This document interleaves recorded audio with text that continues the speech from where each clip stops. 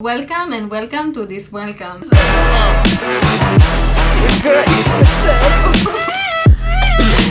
Hey guys, and welcome to today's video. My name is Aviva Martin, and today we're going to be reviewing EDC Las Vegas versus Tomorrowland, Belgium. Giving you some tips, some experiences, some what to expect, some pro tips, and how to make the most bang for your buck without spending too much, because ain't nobody got money for that. And ultimately saying, which is the better festival?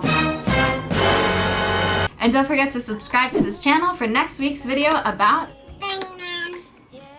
a great success. I just want to say, when I went to both of them, I was researching which is more right for me, and I could not find any answers on the internet because everyone wants to be politically correct. So in this video, I promise you I will not be politically correct, and I will be completely honest. I want you to end up going to the festival that you enjoy most, and part of me providing you with this service is being brutally honest.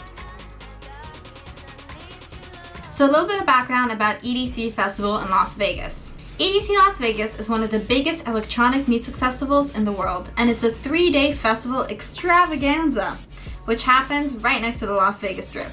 If you come for EDC week, you will be showing up from 1 to 2 to 5 to 6 days before the festival and enjoy the pool parties and nighttime parties where you can see your favorite DJs on a stage pretty close to you, actually, like smaller venues.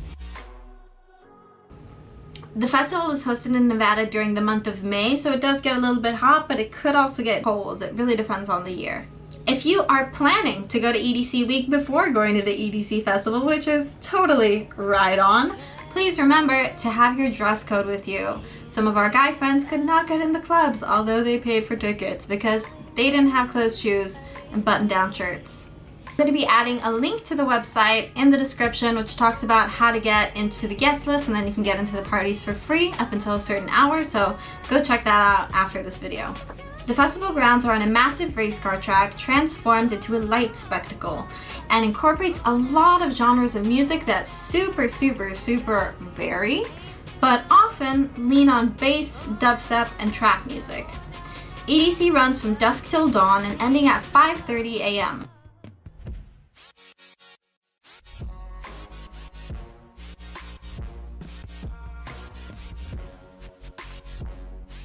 Now moving on to the Tomorrowland background. So Tomorrowland is a 3 to 4 day festival hosted in the town of Boom, Belgium, a nice green little village, if I may say so myself. If you attend the 4 days of the festival, that means that you also come to the Gathering, which is a party hosted the night before on a stage that's only used for that event, and then they never use that stage again, and everyone wonders what happened to that stage. The festival is hosted over 2 weekends in the town of Boom in Belgium, and it has basically the same DJs, and both are absolutely great. You could book it for 1 weekend, or you could book it for 2 weekends if you're really like ballin' on festivals that summer.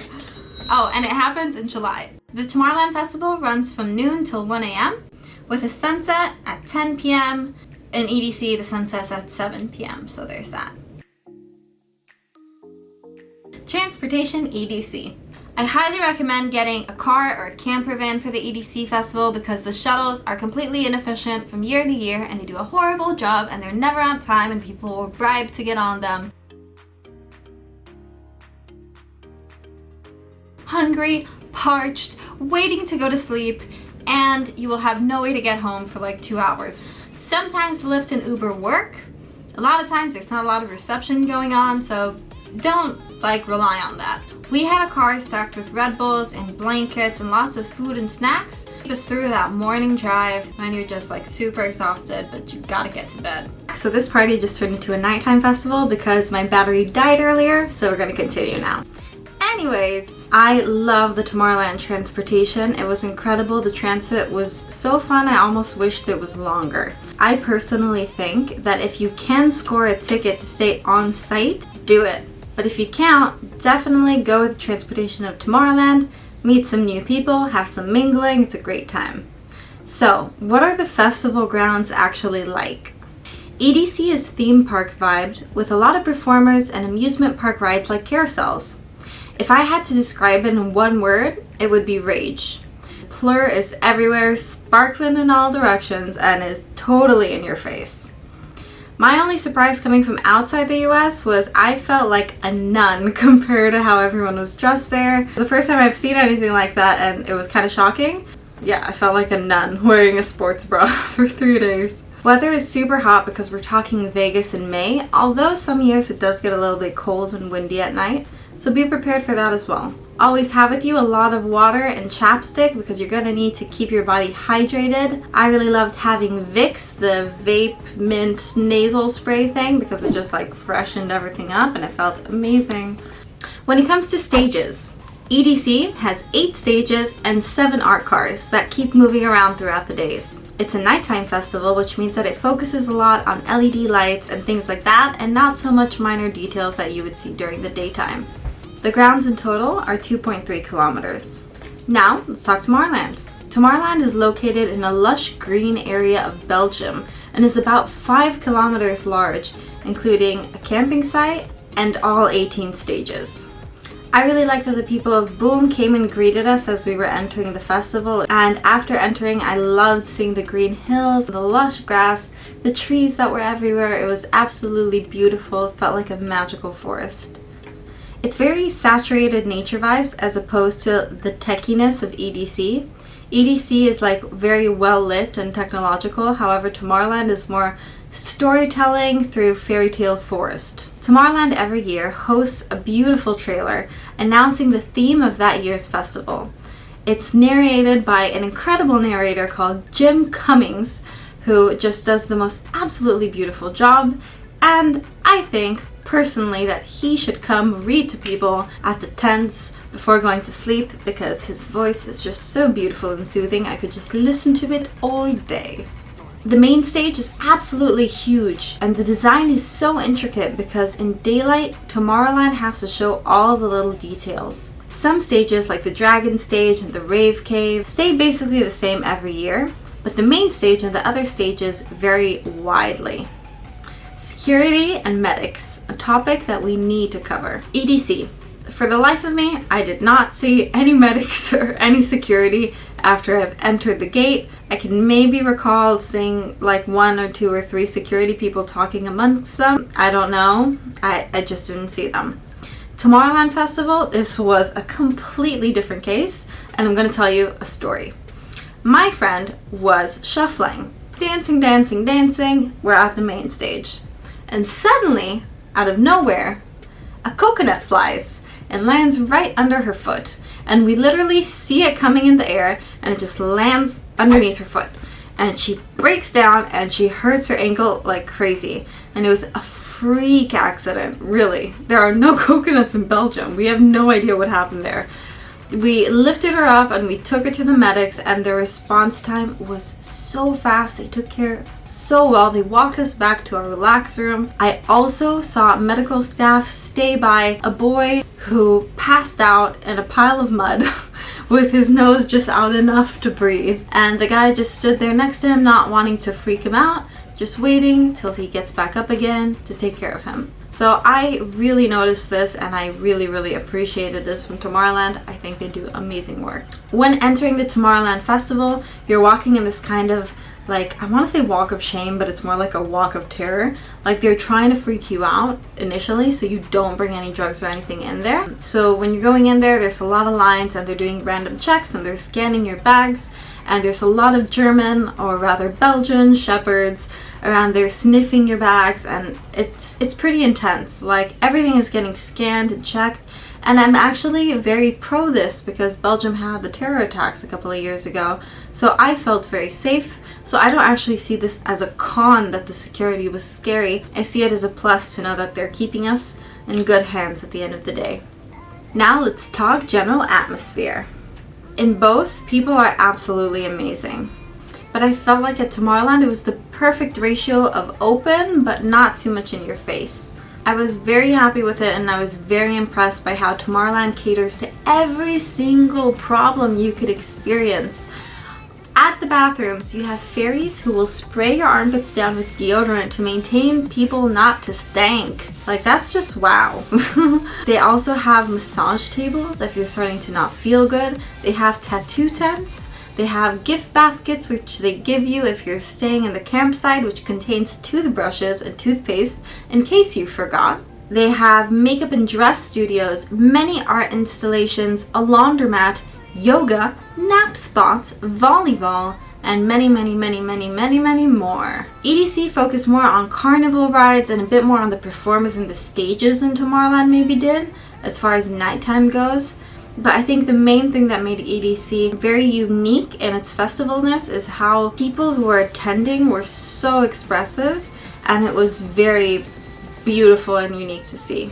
Tomorrowland provides you with such a special experience where they bring you opera singers and just put on these beautiful lights, and it's like, I thought it was a reference to It's Over When the Fat Lady Sings. Like, maybe that's not what they meant at all. This large woman came up and sings opera super beautifully, just in a way that all of us are in awe. And the time before the festival starts, there's a symphony that they come and they play, and it's just gorgeous. I literally get goosebumps thinking about it. It was very special. That was a really unique atmosphere and a special touch that Tomorrowland provided.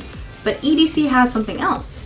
EDC had famous Disney stars walking around. So I got to see Rico from Hannah Montana in the middle of a festival, which I thought was really funny. However, in Tomorrowland, Shaq played, so those were both honorable mentions, I guess. EDC at the end of the day is more catered towards trap, bass, and dubstep music. Tomorrowland is more leaning towards hardstyle, dance music, techno, and other niches like that, but mainly stays in the big mainstream group of EDM. In EDC Las Vegas, I think about 85% of the people were on something. Rather than at Tomorrowland, I think a lot of people were drinking, or you just couldn't notice that they took any drugs. So now, let's talk currency, which is a super important topic. At EDC, you're still using dollars, and a beer would cost about $3.50. At Tomorrowland, you have a currency called pearls, which you can top up beforehand with your credit card using the Tomorrowland app on your phone, or the top-up stations, which they offer in a variety of places on the grounds. Basically, you're changing your money from dollars or euros or whatever it is into pearls, which is the Tomorrowland currency, and whenever you want to buy food or drink, you scan your bracelet, which is the same bracelet that you entered with, the big old important bracelet that you can't forget to not bring. You bring that one, you scan it, and it's having money take off it, and your app is getting updated. It's a much more efficient way to buy things. I think Tomorrowland might make a profit from all the people who forget to get the refunds at the end of the festival. And also, when you buy drinks, it looks a little bit cheaper. But at the end of the day, it makes it less hefty to carry around your wallet, and your things probably won't get stolen. Here are some specific packing essentials for EDC and for Tomorrowland. EDC: candy bracelets, Camelback, comfy shoes, fanny pack, ID, and unopened gum. Tomorrowland: rain jacket, lots of socks, festival wristband, sunblock, Camelback, comfy shoes, fanny pack, and passport. Let's talk accommodation, starting with Tomorrowland. Dreamville is the Tomorrowland campsite, which gives you access to camp or lodge on the Tomorrowland grounds. And this gives you access to the festival, the gathering pre-festival party, and access to the Dreamville marketplace. The Tomorrowland camping showers have water, mirrors, electricity outlets, and sometimes singing British people. The tent areas tend to have late night parties, rain, and morning heat, so if you're a light sleeper, this may be problematic. You could get a ticket to get your own Dreamville Tomorrowland tent, or you could bring your own. A lot of people just end up leaving theirs at the end of the festival, so you might get another one on the way back. Another option is getting a hotel room with a shuttle. We also did this one of the years. It was really nice, it was super clean, and it was easy to sleep, but it wasn't the full Tomorrowland experience. Now, let's talk EDC. We stayed at Circus, but our rave squad was really diverged throughout the different hotels. We had this little hack where we would go down to the gambling areas, we would do one round on the slot machines and just stay there and chat. And while you chat, they want to keep you around the gambling area, so they start handing you drinks so you stay longer. We would just drink those because Vegas drinks are really expensive, so you gotta know how to play the game. As far as the fact that we stayed in a hotel, I think it wouldn't have been the same experience if we stayed on the camping sites, especially with the crazy weather. But I think that if we took the shuttles, I don't think it would have been as fun as an experience as we had when we were driving there every evening, every morning, and just had a great time. Tickets. To find an EDC ticket is pretty much guaranteed to happen, if you buy it with a hotel or without. Tomorrowland is, needless to say, legendarily complicated. I'm not sure that legendarily is a word. We're gonna keep this. Tomorrowland is a bit of a process that you need to know before buying. It's not necessarily complicated, but it's very necessary to know in order to actually be able to get the tickets. There are 3 days that you can buy tickets during the year. You have to register on the Tomorrowland website before the actual ticketing days. The first 20 people to register from each country get a link in their email locking their ticket in. Tomorrowland ticket pricing can range so much depending on the package, but the $330 on the worldwide ticket sale date sell out immediately. Now, every year I've gone to Tomorrowland, I never managed to get it on the worldwide sale. And I've tried hard with 7 computers. And it's the age-old question of refresh or not to refresh. But ultimately, I found that the best way to go around this is to research beforehand the package that works best for you, to lock your eyes in on that package so when you go onto the website on the day to buy the ticket, you know exactly where to click and exactly where to go to double check with your credit card that it can work internationally and that your bank is prepared for a large transfer of money abroad. The worldwide ticket sales, which probably will not work for you, take about 2 hours. The regular global journey ticket sales, which have a package of maybe accommodation or transit or both combined, will probably take you about 30 minutes. Do have your passport ready in advance. Plane packages are way too expensive, just don't buy those. You can get the bus packages or you can get the train packages. They go from so many places in Europe. It's actually very, very easy to find and get on, and it's an awesome experience in itself. So my favorite experience after having both a plane from Israel to Belgium and also just getting a bus from Amsterdam to Belgium, or it might have not even been Amsterdam, I think it might have been another area in Holland, but we stayed for Amsterdam 2 days before. Needless to say, the bus was the better option. We made great friends, we had great times, you have fun stops on the way, which are like surprises, but I'ma tell you, it's really fun. Yeah, the plane was just way too expensive. You don't always get like this fun Tomorrowland themed airplane that's like 50-50 chance that you're gonna get those. They're way too expensive. It's better to just get the thing taking you from point A to point B in Europe, and you can buy your plane to that certain location before. Let's get to the pro tips. My biggest pro tips, starting with EDC. Pick a meeting spot with your crew. If you want merch, get it on day 1 or it will sell out. Fill up your water as soon as you get inside the festival. Pace yourself, it's a marathon, not a sprint. Prepare to lose cell phone reception and you might get lost. Make your phone lock screen your address and emergency contact number. MOSHPIT radar comes on if you ever want to jump in or get the out. Be prepared for major traffic leaving. Take your supplements, eat and sleep. Don't go too hard at EDC week because you don't want to get burned out. Download Lyft and Uber the moment that you land, and take 2 days, if not a full week, to decompress after. Okay, so for a 3rd time this video, I'm starting this again because the battery died. So I'm just going to say, these are my tips for if you're deciding to go to Tomorrowland. This is what you need to follow to have an incredible time. And also, if you want to check out my video from how I met a guy that I dated before finding out he's a drug dealer and getting kicked out of his house, please watch this story time video that I've made. It was an absolutely insane story. To sum up, my big answer is if you love trap and bass and you don't really like other kinds of music, you're probably not going to enjoy Tomorrowland. If you love different kinds of genres of house and you're open to trap, you might still enjoy EDC. But if you're closed to dubstep and trap, you're really not going to have a good time there.